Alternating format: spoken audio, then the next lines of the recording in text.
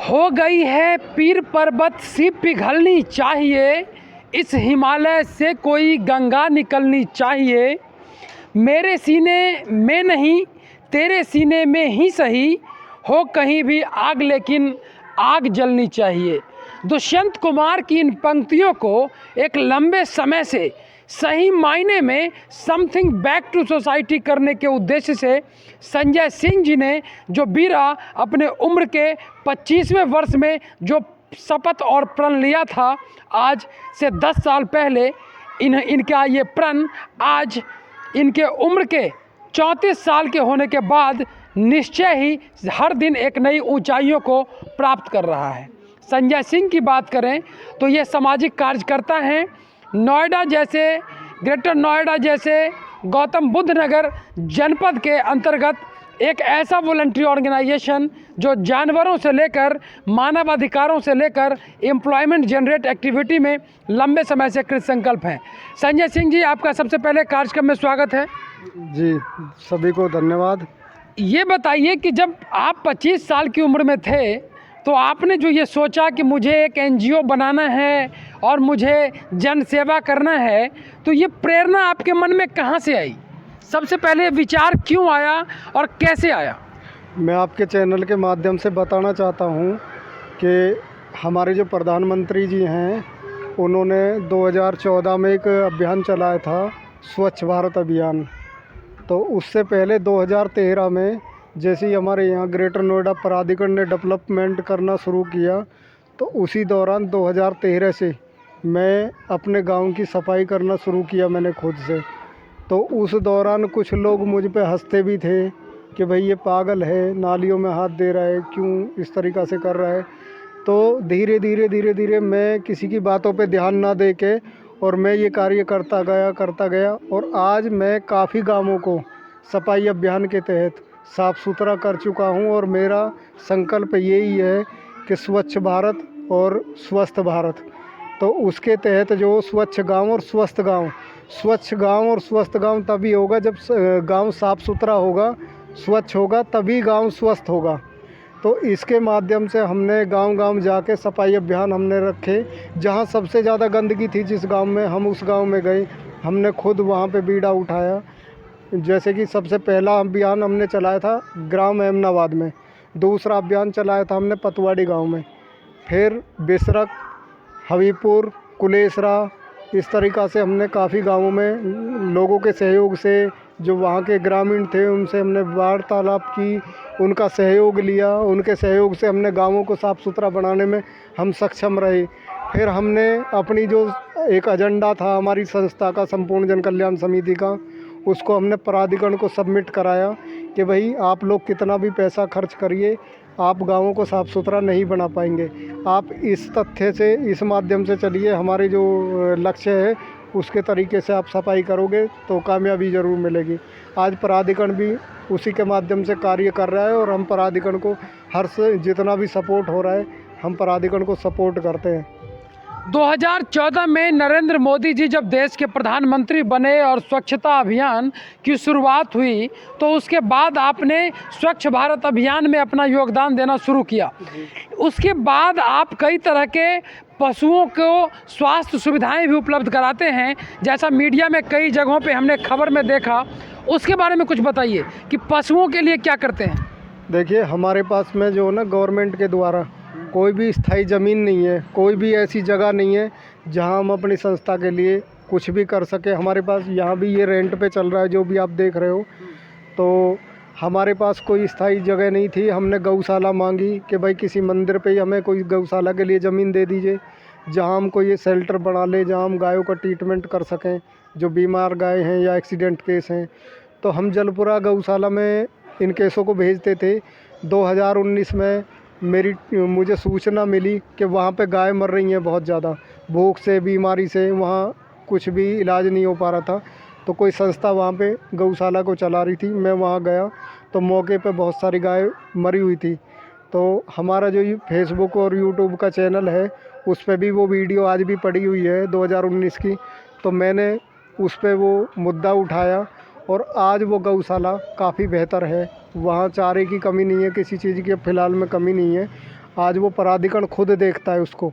और हमने पराधिकरण से ये कहा है कि हम ना तो खुद इस गौशाला को लेंगे ना किसी और संस्था को देने देंगे।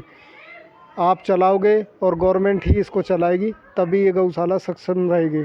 गौतम बुद्ध नगर डिस्ट्रिक्ट में जो 3 प्राधिकरण हैं, Noida authority, greater Noida authority और यमुना एक्सप्रेसवे अथॉरिटी, ऐसे में कितने गौशाला ऑलरेडी अभी चल रहे हैं और आपके संज्ञान में कितने हैं जहां आप पशुओं के स्वास्थ्य के लिए वेटनरी डॉक्टर वगैरह भेजते हैं? देखिए, हमारे यहाँ जैसे जो लोग हमसे जुड़े हुए हैं या पुलिस प्रशासन है, वो हमें सूचना देते हैं, जितने भी यहाँ क्षेत्र में गौ सेवक हैं कि जी एक्सीडेंट हो गया या कहीं गाय बीमार पड़ी हुई है, तो हम लोग क्या करते हैं, हम प्राधिकरण की मदद लेते हैं उन गायों को वहाँ से उठाने के लिए। फिर हम उन्हें शेल्टर में प्राधिकरण के द्वारा जलपुरा शेल्टर में पहुँचवाते हैं या SPCA नोएडा, तो वहाँ पे उनका इलाज होता है। ज़्यादा क्रिटिकल केस कुछ ऐसे होते हैं जो बच नहीं पाते हैं, वहाँ जाके मर जाते हैं, जो ज़्यादा गंभीर केस हैं, तो उनके लिए अंतिम संस्कार पहले हमारी संस्था खुद से कराती थी और जो गौ सेवक हैं वो खुद कराते थे। अब प्राधिकरण ने अपनी सेवा हमें प्रोवाइड की है कि JCB मशीन जो आती है अंतिम संस्कार के लिए, वो प्राधिकरण के माध्यम से आती है। जो गायों को उठाने के लिए गाड़ियाँ आती हैं वो आती हैं हमारी सूचना पे, लेकिन कार्य हमारे माध्यम से ही होता है। जितने भी यहाँ गौ सेवक काम करते हैं उनके माध्यम से ही सेवा होती है सारी। एक बुनियादी सवाल कि जिस नोएडा, ग्रेटर नोएडा को जिन गांव की ज़मीन पर बनाया गया है, लगभग उन सभी गांवों में गौचर की भूमि है और गौचर की भूमि का एक तरह से कई लोगों ने अतिक्रमण कर रखा है और वहां गौशालाएं नहीं बन रही हैं। क्या आपकी संस्था आने वाले समय में इस दिशा में कुछ काम कर रही है? हमारी संस्था इस दिशा में काम कर रही है, लेकिन हमारे यहाँ क्या है कि हर गांव में ज़मीन है गौचर की ज़मीनों को बिल्डरों को बेच दिया गया है या अवैध कॉलोनियाँ काट दी गई हैं। प्राधिकरण के जो अधिकारी हैं उनकी मिलीभगत से ये सब हुआ है, रिश्वतखोरी के माध्यम से। अगर गौचर की ज़मीन हर गांव में जितनी ज़मीन है वो छोड़ दी जाए तो गौ हत्या भी बंद हो जाएगी, सारा अत्याचार ख़त्म हो जाएगा। उनके लिए कहीं कोई साधन नहीं है, गायों के लिए खेती ख़त्म हो गई है। यहाँ से ज़मीनें प्राधिकरण ने अधिग्रहण कर ली हैं और मैं आपके चैनल के माध्यम से गवर्नमेंट से यही मांग करूँगा कि जितने भी गांवों में गौचर की भूमि है उसको वहाँ से कब्ज़ा मुक्त कराया जाए और वहाँ पे गायों के लिए उसमें चारे की व्यवस्था हो जाए ताकि ये अपना पेट भर सके। अब आप देख रहे होंगे जितने भी रोड एक्सीडेंट्स होते हैं, हम बहुत बार देखते हैं कि ड्राइवर की गलती है, बहुत जगह ड्राइवर की भी गलती नहीं होती है, अचानक से रोड पे गाय आ जाती हैं क्योंकि सारी जगह गाय ऐसी घूम रही हैं और ये अपना पेट भरने के लिए केवल पॉलीथीन ही खा रही हैं, कहीं कोई व्यवस्था नहीं है इनके चारे की। उन लोगों पे भी कार्रवाई होनी चाहिए जो लोग गाय रखते हैं, दूध पी कर लोग छोड़ देते हैं और शाम को फिर पकड़ लेते हैं, दूध पिया और फिर छोड़ देते हैं, ऐसे लोगों पे भी कार्रवाई होनी चाहिए। नहीं तो सड़कों पर जैसे गाय रोड पर दिखाई देता है तो एक्सीडेंट तो स्वाभाविक होगा, तो क्योंकि यहाँ औद्योगिक शहर है, रोड पर ट्रैफिक ज़्यादा होते हैं, तो ऐसे में ऐसे गाय को रखने के लिए अथॉरिटी के द्वारा या प्राधिकरण के द्वारा, तीनों में से किसी अथॉरिटी की बात कर रहा हूँ, इस तरह की कोई योजना है जो वो स्वयंसेवी संस्थाओं के साथ मिलकर इस तरह का प्रयास करती हों जिसमें कि उनको गाय सुरक्षा को लेकर कुछ इस तरह से शेल्टर बनाया हो, ऐसा कुछ है? देखिए, जलपुरा में हमारे यहाँ पे गाय है, गौशाला है इस क्षेत्र में गायों के लिए, लेकिन वहाँ पे भी जो है ना पूर्ण तरीके से सुविधा नहीं है अभी। वो गौशाला जो छोटी है और आप देखोगे इस क्षेत्र में गायों की तादाद बहुत ज़्यादा है, उसके माध्यम से गायों के अकॉर्डिंग जो जगह कम है, गौशालाएँ कम हैं और गाय बहुत ज़्यादा हैं। जितने भी रोडों पे ये गाय डोल रही हैं इनके लिए एक स्थायी सिस्टम होना चाहिए और ऐसा स्थायी सिस्टम हो ताकि इनको कैद ना करा जाए, वहाँ गाय भूख से ना मरे। एक बेहतर सुविधा होनी चाहिए। हम दुनिया भर के गवर्नमेंट के सारी चीज़ों को देखते हैं, इधर उधर इतना पैसा खर्च होता है। हम इस बात को मानते हैं कि गवर्नमेंट ये गाय नहीं छोड़ रही है, लेकिन ये कमी गवर्नमेंट की रही है कि गौचर की जो ज़मीनें हैं उनके कारण ये गौवंश आज सड़कों पर डोल रहा है। इस कार्यक्रम को योगी आदित्यनाथ जी भी देखेंगे, तो आप हमें ये बताइए कि योगी जी से क्या अपील करेंगे कि उत्तर प्रदेश जैसे बड़े प्रदेश में, जहां जिनको धार्मिक नगरी कहा जाता है, यूँ कह लें तो धर्म की स्थापना और राम राज्य की परिकल्पना भी कभी इसी प्रदेश से हुई थी, और आज योगी आदित्यनाथ जी इस प्रदेश के मुख्यमंत्री हैं, तो क्या मांग करेंगे कि उत्तर प्रदेश के सभी जिलाओं में जो गौचर की ज़मीन है उसको किस तरह से गौशाला के रूप में कन्वर्ट किया जाए, और कैसे वॉलंटरी ऑर्गेनाइजेशन के साथ, स्वयंसेवी संस्थाओं के साथ मिलकर इसको गौचर की सुरक्षा की जाए, गौवंश की सुरक्षा की जाए, और सड़कों पर जो गाय देखे जाते हैं वो गाय देखे ना जाएं, उनका एक्सीडेंट ना हो। इसके बारे में क्या मांग करेंगे माननीय मुख्यमंत्री जी से? मुख्यमंत्री जी से पहली मांग तो हमारी ये है कि जितने भी हमारे भाई गौ सेवक हैं, जितनी भी गौ सेवाएं कर रहे हैं, एक तो उनको गवर्नमेंट सपोर्ट नहीं दे पाती है किसी भी कारणवश, ठीक है जी।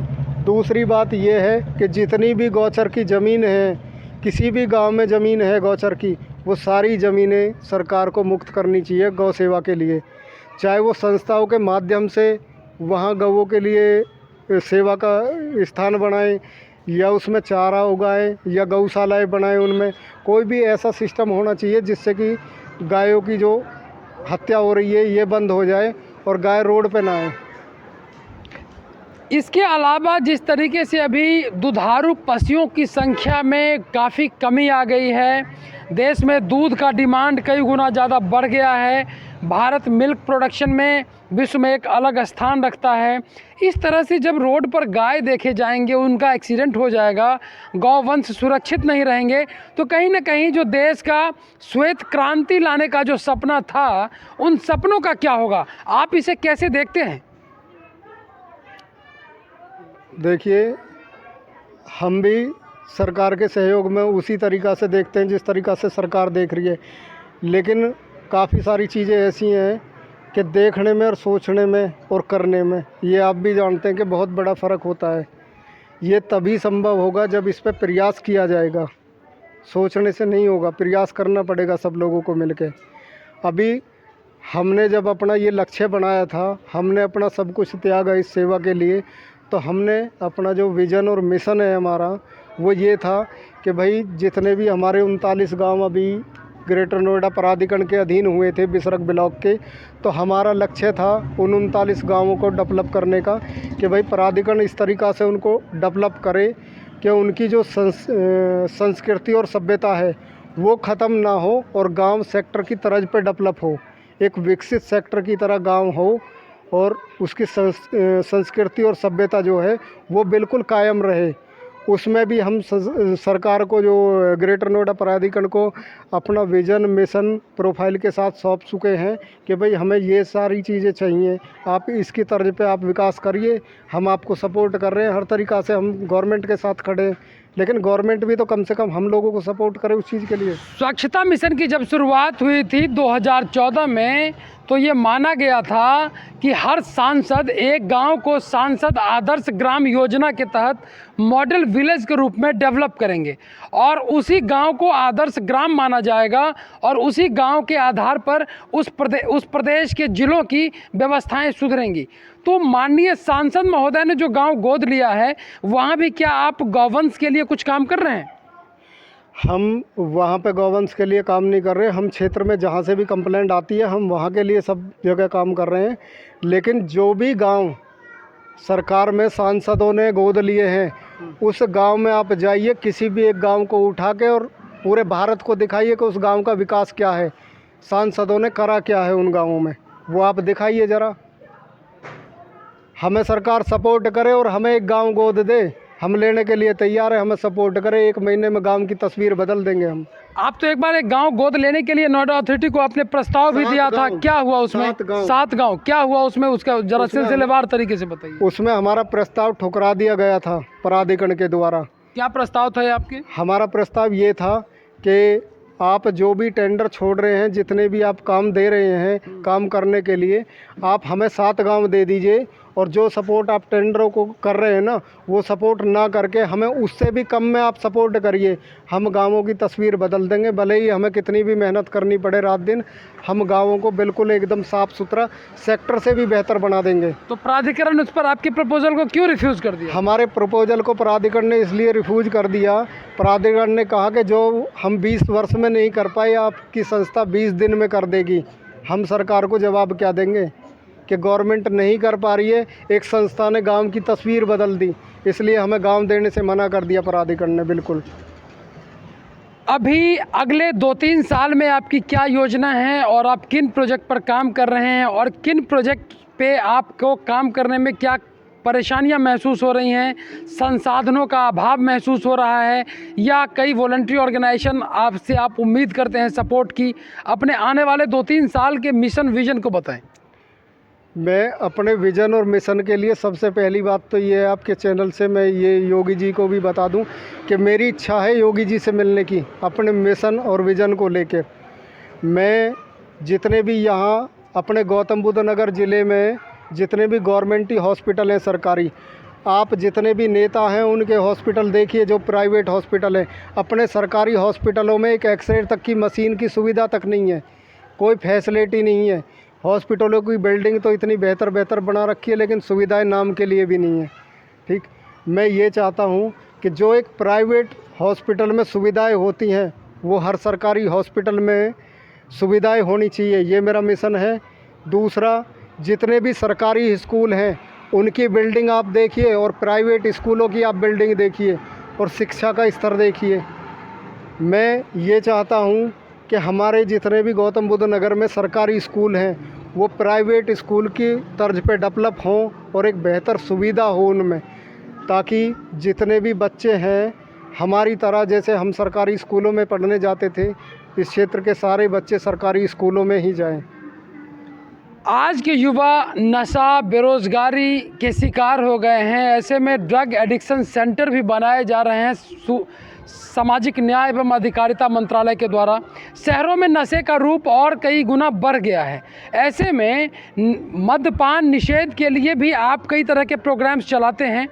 क्या आगे की योजना है कि युवाओं को नशा से कैसे दूर किया जाएगा, कैसे सोशल अवेयरनेस फैलाया जाएगा, कैसे उन युवाओं को बेरोजगारी से रोजगार और स्वरोजगार की दिशा में जोड़ा जाएगा? आपकी संस्था इस दिशा में भी काम कर रही है, उसके बारे में कुछ बताएं।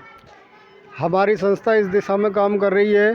अगर जितने भी युवा हैं वो नशे के आदी हो चुके हैं, और वो किस कारणवश, क्योंकि यहाँ जितनी भी ज़मीनें गई हैं गौतम बुद्ध नगर में, जो गांव में आ रहे हैं ग्रेटर नोएडा प्राधिकरण में, इनको सबको विकसित उसमें दे दिया गया है।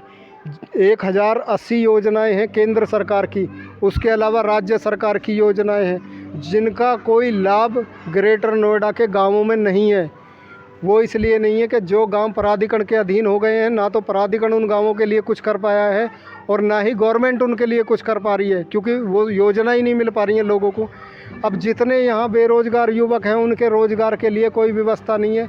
एक सबसे बड़ी प्रॉब्लम यहाँ ये होती है कि जितनी भी यहाँ फैक्ट्रियाँ हैं, वहाँ लोकल के बंदे को नौकरी पर नहीं लेते। बाहर का कोई भी बंदा है, उसके डॉक्यूमेंट्स आप दिखाइए, बाहर के बंदे को तुरंत नौकरी पर रख लिया जाएगा, हमारे लोकल के बंदे को नौकरी पर नहीं रखा जाएगा।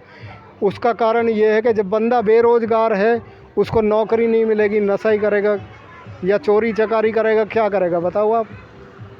ये सारी चीज़ें जब गवर्नमेंट ने ज़मीनें अधिग्रहण की थी ग्रेटर नोएडा की सभी गाँवों की, तो इन चीज़ों पे उनको विशेष ध्यान देना चाहिए था।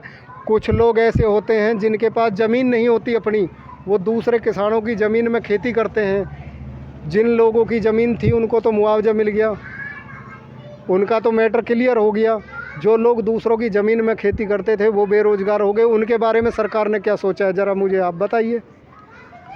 तो ये जो बुनियादी सवाल हैं, इसमें एक चीज़ और है कि स्वरोजगार के लिए जैसे हम देख पा रहे हैं कि संपूर्ण जन कल्याण समिति जो है वो ब्यूटी पार्लर का कोर्स चलाती हैं, सिलाई सेंटर चलाते हैं, बेसिक शिक्षा और कंप्यूटर शिक्षा के कोर्स चलाते हैं। तो क्या इस स्किल सेंटर को चलाने के लिए सांसद महोदय से, विधायक महोदय से, या यहाँ जो डीएम साहब की अध्यक्षता में CSR फंड होता है, वहाँ से कुछ ग्रांट लेते हैं आप? ग्रांट मिलता है आपको? हमें अभी तक पिछले 4 सालों से हम ये संस्था रजिस्टर्ड करके काम कर रहे हैं। विधायक जी से भी मिले और लोगों से भी मिले, लेकिन हमें जो कोई मदद नहीं मिली। ग्रेटर नोएडा प्राधिकरण से भी हमने बार बार प्रयास किया कि भाई आप लोग हमें सपोर्ट करिए। प्राधिकरण को एक अधिकार होता है गांव गांव लाइब्रेरी बनाने का, वो लाइब्रेरी बनाने का भी हमने खुद काम किया, हमने लाइब्रेरी बनाई, लेकिन हमें गवर्नमेंट उसमें भी सपोर्ट नहीं कर पाई।